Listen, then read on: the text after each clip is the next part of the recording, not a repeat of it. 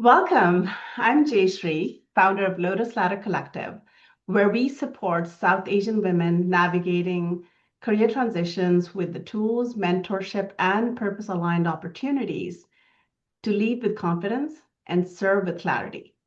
Today's conversation feels like a natural extension of that work.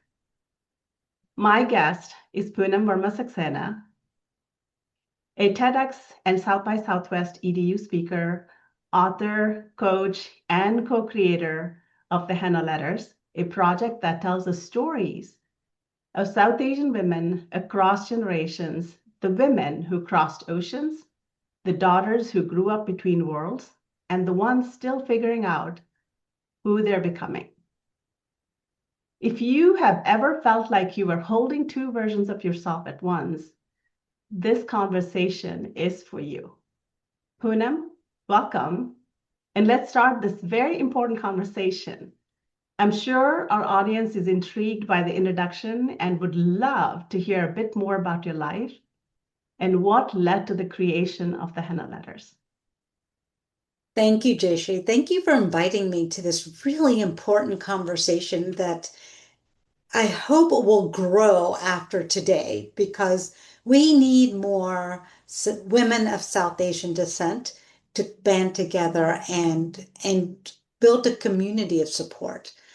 So I don't like to call myself a trailblazer, but I feel like I am in a certain way because my parents were one of the first families that immigrated to America in the early 60s. And so I grew up here in a very rural part of Georgia where we were the only other. This was 1970s. The knowledge in America of the world was so small that we were often mistaken for, as you can imagine, and it's funny now, but it wasn't funny then, that we were the Native American. We were often asked what tribe we belonged to.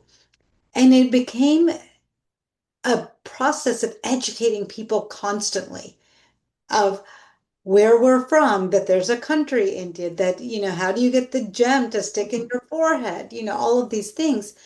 And so all of these became part of my experiences and navigating two different identities. I was an Indian at home and an American when I left the doors of my home.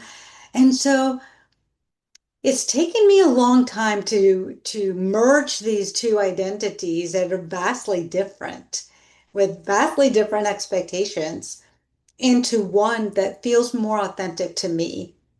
So Henna Letters was actually born out of the need to start sharing our stories and our experiences because so many of us have the same experiences, but Yeah. we don't have anyone to share them with or collaborate with or, just feel connected to, even though we haven't met them. So the Henna Letters is really about sharing that Yeah. journey of the beauty and the honor of creating two separate identities into one beautiful identity that merges all of our the great characteristics of both countries, Yeah. because there definitely are. Speaking of collaboration, I see that you co-authored Henna Letters with Kushi. Yeah. So what did that collaboration really teach you about yourself? What is something that you learned about yourself in the process?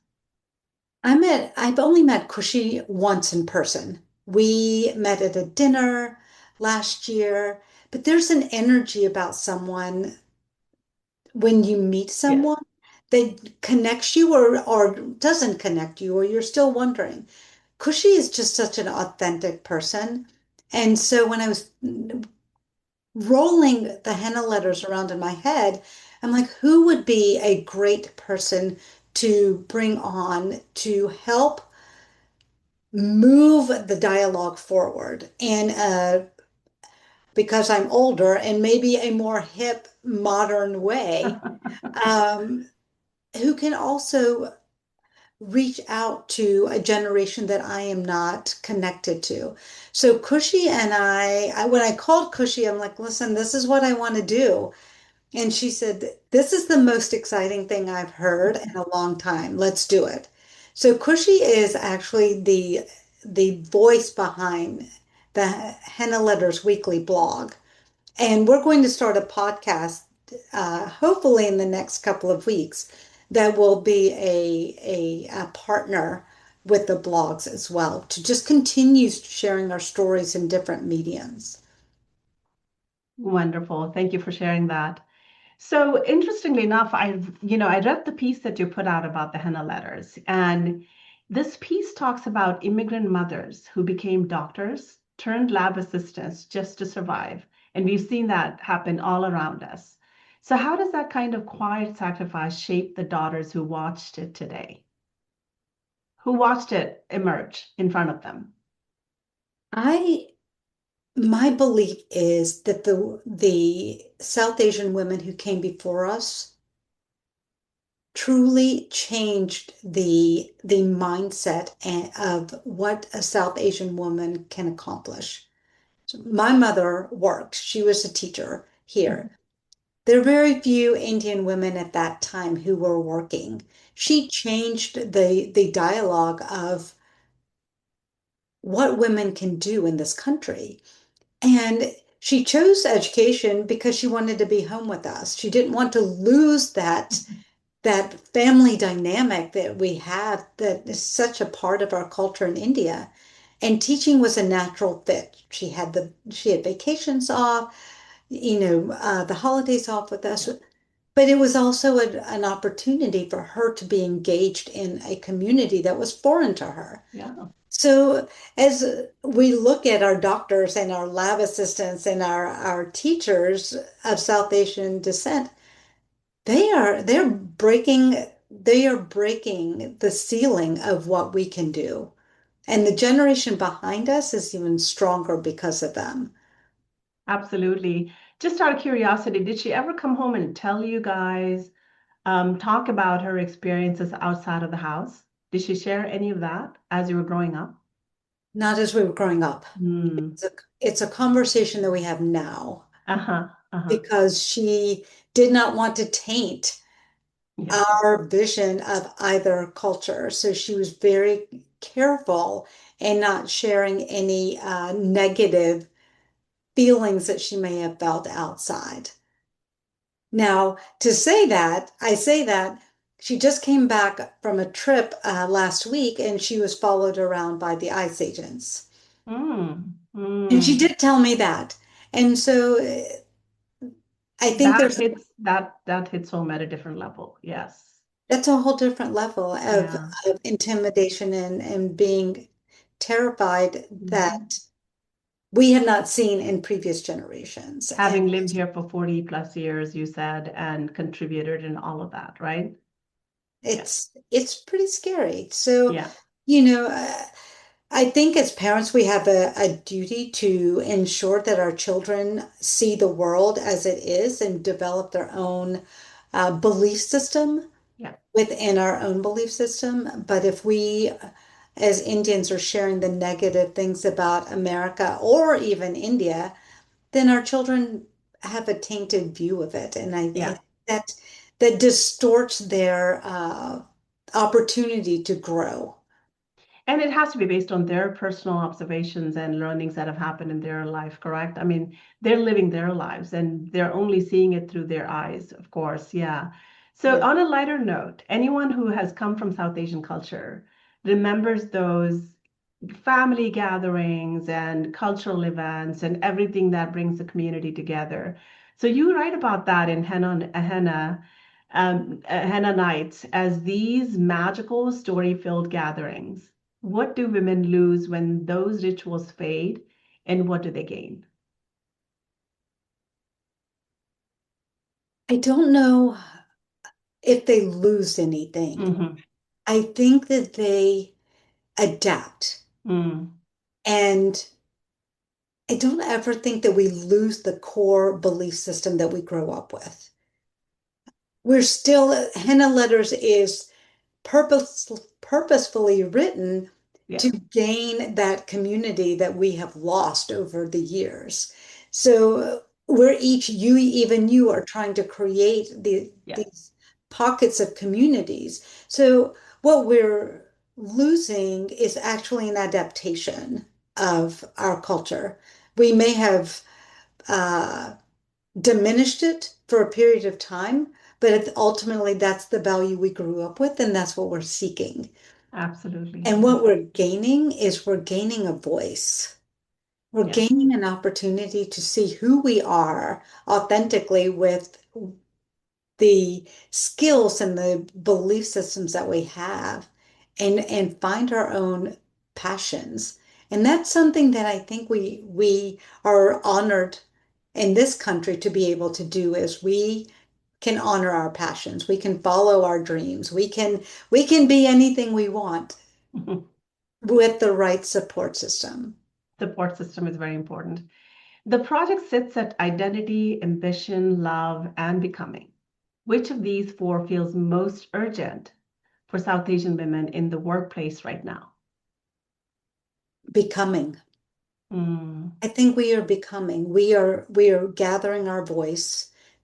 We are standing up. We are able to multitask. I think Indian women are the best multitaskers on the planet because we're able to do both. We can Yes, be career oriented, we can be family oriented, we can do it all.